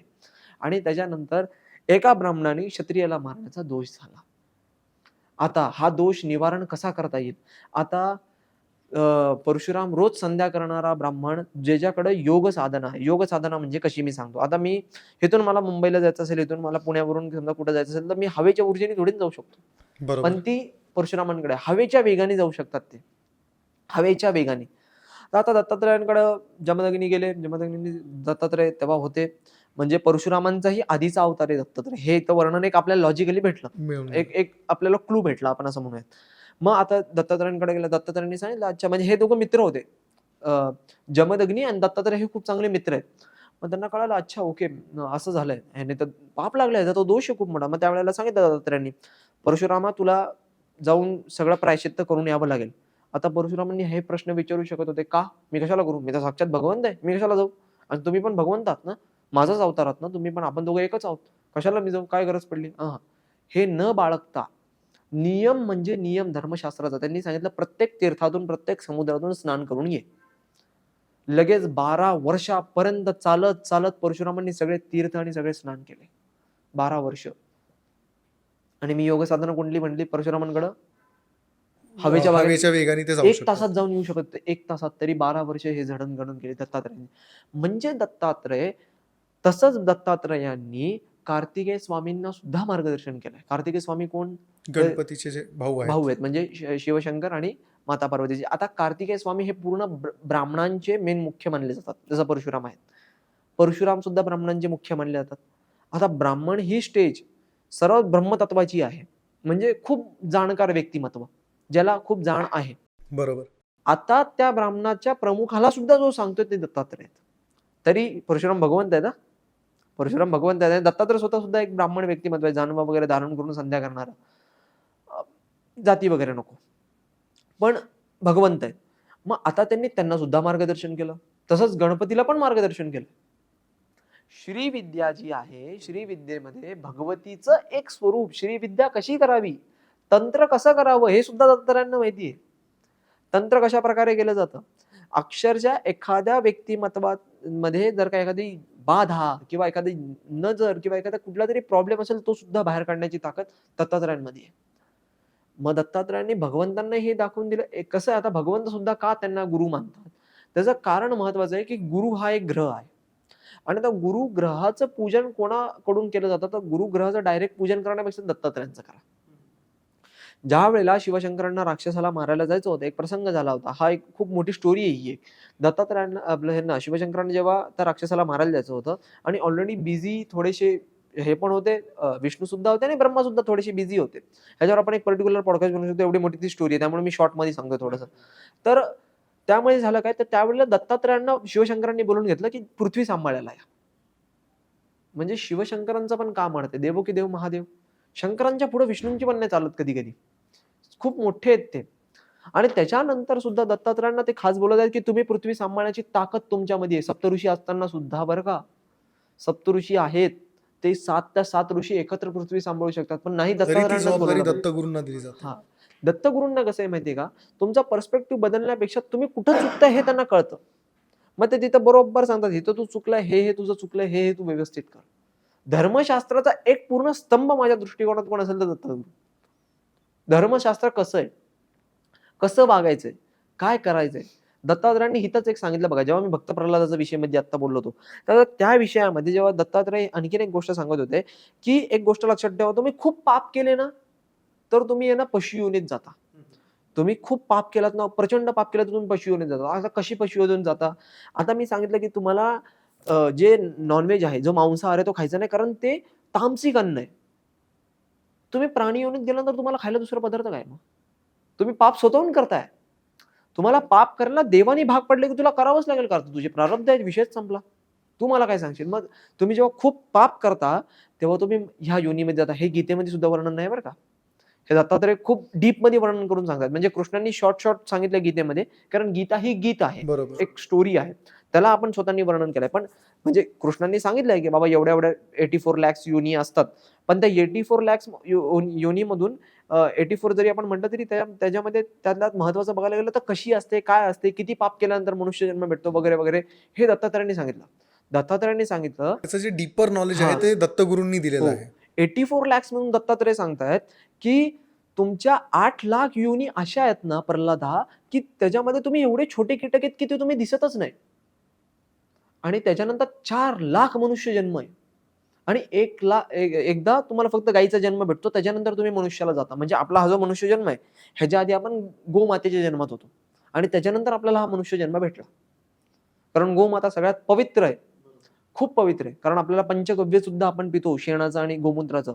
प्रत्येक पूजेला सुरुवात होण्याच्या आधी ते सुद्धा आपण गोमातेच्याच पदार्थांनी पितो. पाचीच्या पाती पदार्थ गोमातेचेच आहेत. शेण, गोमूत्र, दही, तूप आणि दूध. पाचीच्या पाची पदार्थ हे गोमातेपासूनच बनणारे पदार्थ आहेत. म्हणजे गोमाता एवढी पवित्र आहे, कारण पंचगव्य पिल्यानंतर हाडापर्यंतची शुद्धता होते. मी वर्णन करतोय हाडापर्यंतची शुद्धता. मग आता दत्तात्रयांनी जेवढं शुद्धीकरणासाठी ठेवलं, म्हणजे जेवढं शुद्ध व्यक्तिमत्व ठेवलं, तेवढे सगळे शुद्धी त्यांच्याकडे पहिल्यापासून आहेत. आता गोमाता आहे, गोमाता सुद्धा असताना दत्तात्रयांनी सर्वात प्रथम जे भगवंताला नॉलेज द्यायचे किंवा जे भगवंत जिथं चुकतोय किंवा भगवंत जिथं जिथं त्याची त्रुटी होते त्यावेळेला भगवंताला काय समजवायचं किंवा कुठं भगवंताची चुकी झाली हे भगवंताला दाखवून दिलं. कारण की कुठलेही ऋषी डिरेक्टली भगवंताला जाऊन नाही सांगू शकत की इथं इथं तुम्ही चुकलेत. पण दत्तगुरु हे सांगू सांगू होते. शकतात. आणि दत्तात्रयांचं असा प्रसंग आहे की ज्यावेळेला ते सांगतायत की अशी अशी तुमचा सर्वात प्रथम जन्म तुमचा एक ह्याचा आहे, भरपूर पाप केल्यानंतर पशु जन्म जातो, तसंच तुम्ही भरपूर पुण्य केल्यानंतर देवलोकात जातात. भगवंत नाही, देवलोक. हे वर्णन माझं वेगळं आहे, समजून घ्या. म्हणजे इंद्राच्या जे घर आहे इंद्राचं वरती, बरोबर. त्या देवलोकात तुम्ही जाता. मग तुम्ही देवलोकात जाता आणि तुम्ही पाप आणि पुण्य दोन्ही समान केलं ना, तर तुम्हाला तो मनुष्य जन्म भेटतो. मनुष्य जन्म पाप आणि पुण्य समान केल्यानंतर म्हणतो. मी ह्याच्या आधी म्हटलं गोमातेचा जन्म भेटतो, बरोबर. पण त्या गोमातेच्याही अवस्थेमध्ये पाप आणि पुण्य समान केल्यानंतर तुम्हाला मनुष्य जन्म हा व्यवस्थित भेटतो आणि तो 4,00,000 वेळा परफेक्टली जातो. मग तुम्ही त्या मनुष्य जन्मामध्ये येऊन सुद्धा तुम्ही त्याला सार्थकी नाही लावलं. दत्तात्रय सांगतात मला खूप आवडतो हा मनुष्य जन्म. त्यामुळे दत्तात्रय मनुष्य पण आहेत आणि देवता पण आहेत. हम्म. दत्तात्रय हे भगवंत काय आहेत आणि त्यांना का प्रत्येक भगवंत पुजतात ह्याचं सुद्धा उत्तर एक आहे की तो व्यक्तिमत्व मनुष्य योनीत असून दाखवून देतो की तुम्ही सगळे कार्य करू शकता, कारण नका देऊ. पण जेव्हा आपण म्हणतो की भगवंत मोठे किंवा देव मोठे का दत्तगुरु मोठे, तर ते दोन्ही एकच आहेत. मी म्हणेल ओमकार मोठे. ओमकार मोठे. ओमकाराची जी अवस्था आहे, ओम गुरु दत्तात्रय, ओम नमः शिवाय, ओम नमो भगवते वासुदेवाय नमः. आता वर्णनच बघा ना, ओम श्रीपाद श्री वल्लभ, म्हणजे प्रत्येक मंत्राच्या स्टार्टिंगला ओम आहे. सर्वात मोठं कोण असेल तर ओमकार. तुमचं जो उत्तर आहे सर्वात मोठं कोण, ओमकारापासूनच शिवशंकरांचा जन्म आहे आणि ओमकारापासूनच विष्णूंचा जन्म आहे आणि ब्रह्मांचा जन्म तर नाभी कमलातूनच आहे, तुम्हाला माहिती आहे. पण सर्वात मोठे कोण तो ओमकार. पण हे ओमकारातून जे निर्माण झाले, ओमकार दरवेळेला सांगू नाही शकत. ओमकार एक शक्ती आहे, बरोबर. एक एनर्जी आहे जिच्यातून त्यांचा जन्म झालाय. पण हे पण कधीतरी चुकत असतील किंवा ह्यांच्याकडून जेव्हा चुकी होत असेल, आता शंकर स्वतः खाली येऊन नाही सांगू शकत की तुम्ही इथे इथं चुक. हम्म. त्यांचं एक तत्व गेलं पाहिजे. तर ते कोण स्वरूपात जाते, दत्त स्वरूपात जाते. विष्णू स्वतःहून नाही खाली सांगू शकत तुम्ही चुकताय, मग ते विष्णू स्वरूपात जातात. बरोबर. ब्रह्मा स्वतः नाही सांगू शकत की तुम्ही इथे इथं चुकताय, मध्ये ब्रह्म स्वरूपात दत्तात्रयांना स्वरूप पाठवलं. त्यामुळे दत्तात्रय स्मर्तृगामी आहेत. तुम्ही जिथं बोलाल तिथे येतील, कारण ते मार्गदर्शन करण्यासाठी सज्ज आहेत. तू चुकतोयस ना बाळा, मी आलो तुला सांगायला. ते माऊली पण बनतात. दत्तात्रयांना माऊली सुद्धा सांगितलंय, हम्म. आई सुद्धा, बाळा तू चुकतोय थांब मी आलो सांगायला. हा जर का तो परत परत अशी कशी चुकी गेलीस तू, आता बघतोच मी तुला. सामदाम हा, दंडभेद. मग आता जसं मी तुला एखादा बघतो. चांगला गुरु एखादा चांगल्या शिष्याला तयार करतो, उलट निर्माण दत्तात्रयांच्या करतो. प्रति मी तर म्हणेल मैत्रीची भावना ठेवा. कारण गुरुचा जर का संबंध दृढ करायचा असेल ना, तर मैत्रीची भावना आधी असावी. दत्तात्रयांना मित्र समजा. जर ते माझे गुरु आहेत तर मी एक चांगला शिष्य कसा बनू शकतो?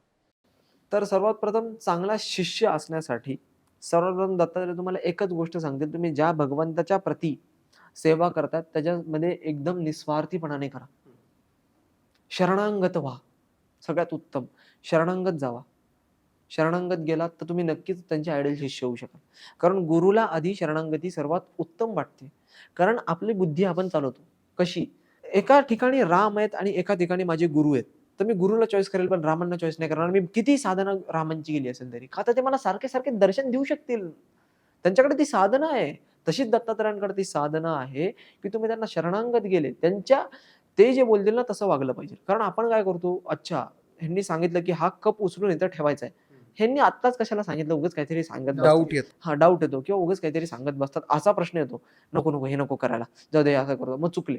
म्हणून आपल्याला निशंक व्हायला ते शिकवतात. निशंक होई रे मना स्वामींच्या आरतीमध्ये. तर कुठे ना कुठेतरी तुम्ही ज्या वेळेला असं व्हाल की मला शंका नाहीये दत्तात्रयांप्रती, तेव्हाच तुम्ही चांगले शिष्य होऊ शकाल.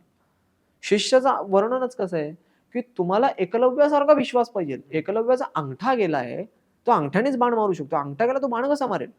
मग त्यानंतर गुरु दक्षिणा जी मागते, गुरुनी जी मागितली तीच त्याची दक्षिणा, आणि गुरु तेच मागतील ज्याने आपलं भलं होईल. आणि गुरु शिष्य तसाच निर्माण करतो ज्याने त्याचं भलं होऊ शकतो. आणि दत्तात्रयांचा जो कुठला भक्त असतो ना, तो नेचरशी खूप आवडता असतो. मी 100% सांगेल, दत्तात्रय भगवंताला जे आवडणारे, ज्यांना असा विश्वास असेल, सर्वात प्रथम त्यांना नेचरशी खूप आवड असेल, तर नॉनव्हेज वगैरे खाणार नाही. बघा कधी सुद्धा जे नॉनव्हेज वगैरे खाणार नाही, जे ज्यांना दत्त आवडत असतील, ज्यांना दत्त आवडत असतील, म्हणजे आयडल शिष्य. का मी असं म्हणतोय आयडल शिष्य म्हणतात, तर त्यांना दत्तात्रयांना कुठल्या प्राण्यांचा जीव घेऊच का वाटेल.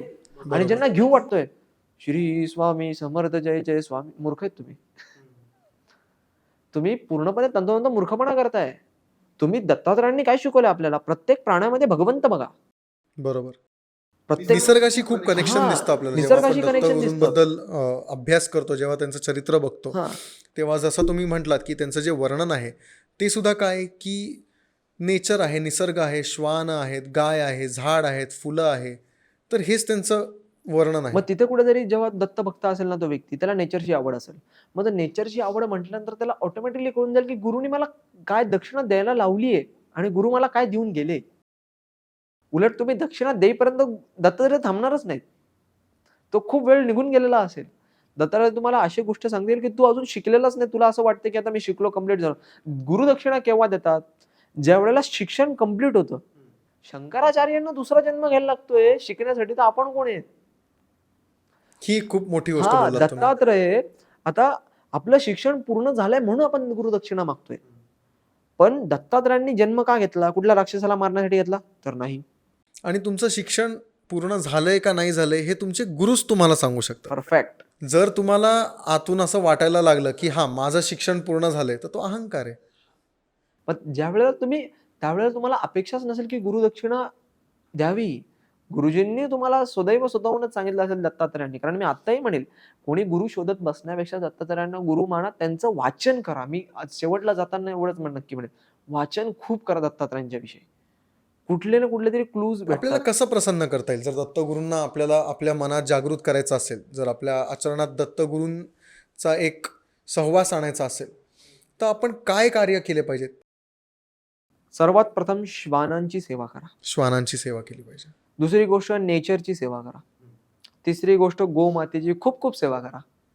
आणि चौथी गोष्ट गुरुदेव दत्त हे नामस्मरण सदैव ठेवा. लाईक गुरुदेव दत्त, गुरुदेव दत्त, गुरुदेव दत्त, गुरुदेव दत्त. हा नामस्मरण सदैव ठेवा. आता मी इथं उदाहरण देतो. तुम्ही जे म्हटलात प्राप्त करायचं आहे. आधी काय होतं माहिती का? कुठलाही देवता दिसण्याच्या आधी त्याचं तत्व आपल्यामध्ये येतं. कारण वर्णन आहे ना. हरी ओम नमस्ते गणपतये त्वमेव प्रत्यक्षं तत्त्वमसि. प्रत्येक देवाचं तत्व आपल्यामध्ये, ते तत्व आधी आपल्यामध्ये आली पाहिजे. मग ते तत्व येण्यासाठी आधी तुम्ही नामजप करा. मग नामजप केल्याने काय होईल? मी जास्ती मोठा मंत्र नाही सांगत किंवा कुठल्याही गुरूंच्या आणि ह्याच्यामध्ये पडण्यापेक्षा सोपा मार्ग आहे. गुरुदेव दत्त नामजप करत बसा एका जागी बसून. नामस्मरण भाग वेगळा आहे बरं का. नामजप भाग वेगळा आहे. नाहीतर तो एक एंटायरली हां, डिफरंट टॉपिक झाला. हां, पूर्णच. कारण तुम्ही म्हणाल गुरुजी मग बसून मग ते, कारण बैठक संप्रदायामध्ये आहे, मला बरोबर. ते माहिती आहे. तर मग बसून नामजप म्हणजे काउंटर आहे किंवा तुम्ही बसला गुरुदेव दत्त, गुरुदेव दत्त, गुरुदेव शिवेन देतोय गुरुदेव दत्त. काय म्हणते गुरुदेव दत्त. म्हणजे ही अवस्था येणं. बरोबर. आणि तेव्हा तुमच्याकडे दत्तात्रय अवधूत अवस्था म्हटल्यानंतर तुम्ही जागृतच झालात ना. जेव्हा तुम्ही चांगल्या परिस्थितीला, वाईट परिस्थितीला समान दृष्टीने बघू शकत आहात, जेव्हा तुम्हाला दोन्हीमध्ये गुरुदेव दत्तच दिसत आहेत, हां. तर तेव्हा आपण असं म्हणू शकतो की कुठे ना कुठे आपण केपेबल झालो आहोत. दत्तात्रयांचं दर्शन घेतलं तुम्ही इथंच घेतलं. हेच दत्तात्रयांचं दर्शन आहे.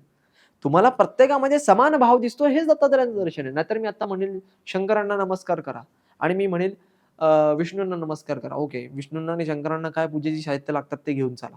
झालं भेदभाव. नाही, त्यांना ते पटत नाही बरं का, त्यांना ते आवडत नाही. झाला भेदभाव. किंवा नाही, असं कसं करतोय तू? शंकरांच्या मंदिरात जाऊन कोणी विष्णूंचा जप करतं का? अरे पण तर शंकरांना आवडतं. शंकरांना राम नाम खूप आवडतं. ते स्वतःच रामनामाचा जप करतात. हां, म्हणजे हा भेदभाव मेला आपल्यातला. सुखदुःखातला. कारण दत्तात्रय अवधूत अवस्थेमध्ये काय सांगतात, की तुम्हाला हेच अवस्था आली पाहिजे. आता जसं गुरुपर्वत आहे गिरनारचं. बरोबर. गिरनारच्या गुरुपर्वतामध्ये दत्तात्रय शेवटला वास करायला येतात. आता जेव्हा गिरनारचं ते गुरुपर्वत आहे, ज्यावेळेला दत्तात्रय त्या गिरनारच्या गुरुपर्वतामध्ये येतात, त्यावेळेला तुम्हाला हेच तिथे जाऊन कळेल, की दत्तात्रयांचे साक्षात तिथे पादुका आहेत बरं का. त्यांचे पायाचे चिन्ह आहेत. हम्म. जेवढे दत्त भक्त आहेत त्यांना माहिती आहे ते बरोबर. ह्याची गिरनारची परिक्रमा किती मजेशीर असते. त्याच्यामध्ये काय काय अनुभव येतात हे स्वतः माझे वडील सुद्धा स्वतः गेलेले आहेत तिथे आहेत. तर वडील सुद्धा माझे गिरनार ला जाऊन आलेले आहेत. 10,000 पायऱ्या आहेत. अरे बापरे. 10,000 पायऱ्या. अगदी एक अख्खी रात्र निघून जाईल, पण त्या प्रत्येक पायरीमध्ये तुम्हाला काहीतरी कळेल. आणि तिथे दत्तात्रयांचे साक्षात पादुका आहेत, म्हणजे साक्षात त्यांचे पदचिन्ह आहे. मग तुम्हाला कुठे ना कुठेतरी तिथे गेल्यानंतर सुद्धा अशा त्या ठिकाणी गेल्यानंतर नर्मदा परिक्रमा असेल किंवा दत्तात्रयांचे हे स्थान असतील, या ठिकाणी गेल्यानंतर तुम्हाला ऑटोमॅटिक कळेल की नेचरशी कसं जोडलं जातं आणि दत्तात्रयांचं दर्शन काय. दत्तात्रयांचं दर्शनच घ्यायची इच्छा आहे शिष्य म्हणून, तर गिरनारची परिक्रमा करा पौर्णिमेची किंवा शिवरात्रीची, किंवा गिरनारला एकदा नक्की जाऊन या गुरुपर्वतावर. तसंच एक आणखीन एक पर्वत आहे माउंट आबू म्हणून आहे. माउंट आबू माउंट आबू माउंट आबूचं पण एक राजस्थानचा पर्वत आहे.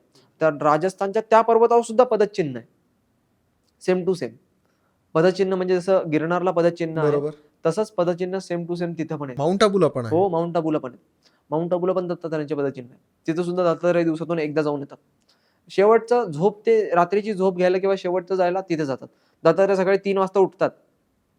त्यामुळे गुरुकडून काहीतरी शिकावं तर आधी वर्णन आहे आपल्या धर्मशास्त्रामध्ये, गुरुच्या आधी उठावं. अरे वा. गुरुच्या आधी उठावं हम्म. तर ती गुरुची आज्ञा.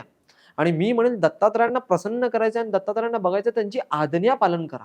ते जे बोलतील, आता ते बोलतील कसे गुरुजी, तर त्यांचे वर्णन आहे बघा, गुरुचरित्रातले काय वर्णन आहे, कशा नियम आहे. मी म्हणेल काही नका करू. आजकाल टॅब आहे, ते फोन आहेत, बसल्या बसल्या सगळं ना आहे. गुरुचरित्राचं पारायण करण्यापेक्षा ना गुरुचरित्र वाचा. माझा शब्द नीट समजला पाहिजे सर्वांनी. वाचा म्हणजे काय, बसल्या बसल्या त्यातून माझं हे लाईफशी कसं कनेक्टेड आहे, हे माझ्या लाईफली कसं कनेक्टेड होऊ शकतं, हे कुठं मार्गदर्शन आहे, ते तर तुमचे गुरु दत्तात्रय गुरु होऊ शकतील. नाही तर तुम्ही म्हणाल ते समोर आले पाहिजे आणि तुम्ही असे बसले, हा गुरुजी चला संथा चालू करा, हरी ही ओम, असे दत्तात्रय गुरु नाही होऊ शकत. तुम्हाला जर का त्यांना माहिती आहे की तुम्ही नाही भेटू शकत. कलियुगामध्ये दत्तात्रयांशिवाय असा कुठलं देवता आहेत, पण असे कुठले देवता नाहीत जे सामोरं जाऊ शकतात. कारण ज्यांच्या पाठीमागे दत्तात्रयांना कलियुग शांत बसतो. कलीचा प्रभाव कसा आहे, तुम्ही एखादं सोनं कुठेतरी गटारीत जरी पाडलं तरी त्याला उचलून तुम्ही हातात घेऊ शकता. म्हणजे काय, तर त्या सोन्यामध्ये कली अडकलाय, आसक्ती लावून धरतोय तो. त्या सोन्यामध्ये त्याने आसक्ती लावून धरली. पण बरोबर. दत्तात्रय कुठे ना कुठेतरी हेच समजतात त्या सगळ्या गोष्टींना, आसक्ती सोडा, तुमचा मोह सोडा. कारण आपण मोहाने सर्वच जण ग्रासित आहोत. मोह सोडा, या सगळ्या गोष्टी सोडा. हा चला सगळं सोडू नका, पण कर्माबंध राहा. मग ते कृष्णाने लगेच कृष्ण म्हणजे जगद्गुरु मध्ये सांगितलं. कृष्ण सुद्धा जगद्गुरु आहेत आणि दत्तात्रय सुद्धा जगद्गुरु आहेत. पण त्यांनी तिथं पण सांगितलं, दोघांच्या शिकवणीमध्ये एक गोष्ट खूप कॉमनली दिसून येते, जी आहे डिटॅचमेंट. हा की डिटॅच होऊन आपण कर्म केले पाहिजेत. कर्म करा पण फळाची चिंता नका करू. Yes, perfect. दत्तात्रयाने ते सदैव सांगितले. आणि नामजप कंटिन्यू असेल तर दत्तात्रय नक्की प्रसन्न होतील. विश्वास आहे माझा 100%. कुठला मंत्र किंवा हे, अहो तुम्ही दिगंबरा दिगंबरा श्रीपाद वल्लभ दिगंबरा या कीर्तनात मग्न आहेत, तुमच्या डोळ्यातून पाणी येतंय, अंगावर काटा येतोय. ह्यात बघा 3 अवस्था सांगितल्यात धर्माने. एक तर तुमच्या अंगावर काटा येणं, आणि एक तर तुम्ही असंच बघता बघता अचानक डोळ्यातून अश्रू येणं. दत्तात्रयांना बघून तुम्ही मंदिरात गेले, त्यांचा शृंगार पाहिला, त्यांना सजवलं आणि तुमच्या डोळ्यात टचकन एकदम पाणी आला. आपण जे म्हणतो तसं पाणी आलं. असं नाही बरं का, असं मस्त हे करून ते खोटं नाही. हा खोटं. कारण आजकाल लोकांना गुरुजी मला आहे ना दत्तात्रयांना बघून पाणी येतं डोळ्यात, हे असं काहीतरी नाही. बघून अशा भावना आली, म्हणजे एक लहान मुलगा आहे तो गोड दिसतोय, ही भावना कशी येते मी तुम्हाला समजवतो, म्हणजे ती कळेल खरी भावना कशी आहे. तर ती खरी भावना कशी, तुम्ही एक लहान मुलाला पाहिलं, किती गोड मुलगा आहे ना, चला आता आपण आपल्या कामाला लागू.